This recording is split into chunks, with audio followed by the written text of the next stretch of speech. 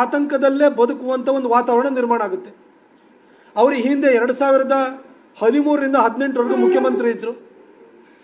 2015ರಲ್ಲಿ PFI, KFD, SDPIನ ಸುಮಾರು 1600 ಸಮಾಜಘಾತುಕ ಶಕ್ತಿಗಳ ವಿರುದ್ಧ ಇದ್ದಂಥ 175 ಕ್ರಿಮಿನಲ್ ಪ್ರಕರಣಗಳನ್ನು ವಾಪಸ್ ತೆಗೆದುಕೊಳ್ಳುವ ಮುಖಾಂತರವಾಗಿ ಸರಣಿ ಹತ್ಯೆಗಳಿಗೆ, ಹಿಂದೂ ಕಾರ್ಯಕರ್ತರ ದುರ್ಮರಣಕ್ಕೆ ಸಿದ್ದರಾಮಯ್ಯ ಸಾಹೇಬರು ಕಾರಣರಾಗಿದ್ದರು.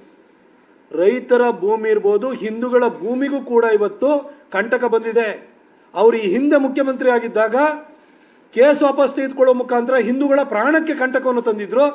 ಈ ಸಾರಿ UAPA ಕೇಸ್ ತೆಗೆದುಕೊಂಡು ಪ್ರಾಣಕ್ಕೆ ಕಂಟಕವನ್ನು ತಂದೊಡ್ಡಿದ್ದಲ್ದಲೆ ನಮ್ಮ ಜನರ, ಹಿಂದೂಗಳ ಭೂಮಿಗೂ ಕೂಡ ಕಂಟಕವನ್ನು, ಅಪಾಯವನ್ನು ತಂದೊಡ್ಡಿದ್ದಾರೆ ಅಂತ ನಾನು ಸ್ಪಷ್ಟವಾಗಿ ಹೇಳಲಿಕ್ಕೆ ಬಯಸ್ತೇನೆ.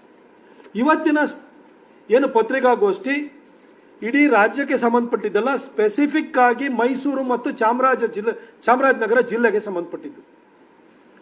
ಚಾಮರಾಜನಗರ ಜಿಲ್ಲೆ ಮತ್ತು ಮೈಸೂರು ಜಿಲ್ಲೆ ಅಂತ ಯಾಕೆ ನಾವು ಇದನ್ನು ಕ್ಲಬ್ ಮಾಡಿದ್ದೀವಿ ಅಂತಂದರೆ, ಚಾಮರಾಜನಗರ ಮತ್ತು ಮೈಸೂರು ಈ ಹಿಂದೆ ಎರಡು ಒಂದೇ ಜಿಲ್ಲೆ ಆಗಿದ್ದು.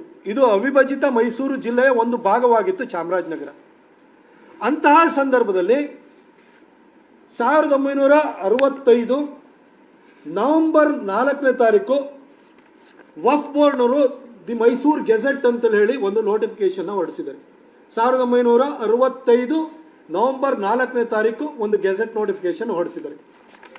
ಈ ಗೆಜೆಟ್ ನೋಟಿಫಿಕೇಶನಲ್ಲಿ Mysuru city, Mysuru taluk, Hunsur, Periyapatna, KR Nagar, HD Kote, Narasipura, Nanjangud ತಾಲೂಕುಗಳು, ಅದರ ಜೊತೆಗೆ ಚಾಮರಾಜನಗರ ಜಿಲ್ಲೆ, ಕೊಳ್ಳೇಗಾಲ, ಗುಂಡ್ಲುಪೇಟೆ, ಯಳಂದೂರು, ಇಷ್ಟು ಒಟ್ಟು 12 ತಾಲೂಕುಗಳು. 12 ತಾಲೂಕುಗಳನ್ನು ಸೇರಿಸಿದಾಗೆ ಒಂದು ಗೆಜೆಟ್ ನೋಟಿಫಿಕೇಶನ್ ಹೊರಡಿಸ್ತಾರೆ. ಈ ವಕ್ಫಿಗೆ, ಇದು ಮೈಸೂರು ಗೆಜೆಟ್ ಅಂತ ಹೊರಡಿಸೋದಕ್ಕೆ, ಈ ವಕ್ಫಿಗೆ ಯಾವ ಹಕ್ಕಿದೆ, ಯಾವ ಅಧಿಕಾರ ಇದೆ? ಇದನ್ನು ಸರ್ಕಾರಿ ಸಂಸ್ಥೆನ, ಯಾವುದೇ ಸರ್ಕಾರದ ಒಂದು ಆದೇಶ ಇರ್ಬೋದು, ಅದು ಗೆಜೆಟ್ ನೋಟಿಫಿಕೇಶನ್ ಆದಮೇಲೆ ಅದಕ್ಕೆ ಸ್ಯಾಂಕ್ಟಿಟಿ ಬರುವಂಥದ್ದು. ಸರ್ಕಾರ ರಾಜ್ಯಪತ್ರ ಅಂತ ಹೊರಡಿಸುತ್ತೆ. ಈ ರಾಜ್ಯಪತ್ರನ ಹೊರಡಿಸೋದಕ್ಕೆ ವಕ್ಫ್ಗೆ ಯಾರಪ್ಪ ಅಧಿಕಾರ ಕೊಟ್ಟಿರೋರು? ಯಾವ ಸಾಂವಿಧಾನಿಕವಾಗಿ ಇವರಿಗೆ ಯಾವ ಹಕ್ಕಿದೆ, ಯಾವ ಅಧಿಕಾರ ಇದೆ? ಇವರು 1965ರಲ್ಲಿ ಈ ಗೆಜೆಟ್ ನೋಟಿಫಿಕೇಶನ್ನ ಮಾಡಿದ್ದಾರೆ. ಇದನ್ನು ಇವತ್ತ್ಯಾಕೆ ತೆಗಿತಿದ್ದೀರಿ ಅಂತಲೂ ನೀವು ಕೇಳ್ಬೋದು. ಈ ಗೆಜೆಟ್ ನೋಟಿಫಿಕೇಶನ್ ಅವ್ರು ಯಾವ ರೀತಿ ಮಾಡಿದ್ದಾರೆ ಅಂತಂದರೆ, ಎಲ್ಲೆಲ್ಲಿ ಸರ್ಕಾರಿ ಭೂಮಿ ಇದೆ, ಎಲ್ಲೆಲ್ಲಿ ಖಾಲಿ ಜಮೀನಿದೆ ಎಲ್ಲ ಗುರುತು ಮಾಡಿರು. ಈ ಜಮೀನು ಇದರೊಳಗಡೆ ಇಂಥ ಸರ್ವೆ ನಂಬರ್ ಹಾಕಿರು, ಈ ಸರ್ವೆ ನಂಬರ್ ಇವನಿ ತೊಳಪ ಅಲಾಟ್ಮೆಂಟು, ಇಲ್ಲಾಂದರೆ ಇದು ವಕ್ಫ್ ಬೋರ್ಡಲ್ಲಿ ಇಂಥವ್ರಿಗೆ ಸೇರಬೇಕು. ಈ ಥರ ಮೈಸೂರು ಮತ್ತು ಚಾಮರಾಜನಗರ ಜಿಲ್ಲೆನಲ್ಲಿ, ಒಟ್ಟು ಮೈಸೂರು ಜಿಲ್ಲೆನಲ್ಲಿ 443 ಎಕರೆ 37 ಗುಂಟೆಗೆ ಈ ರೀತಿ ಗೆಜೆಟ್ ನೋಟಿಫಿಕೇಶನ್ ಮಾಡಿದ್ದಾರೆ.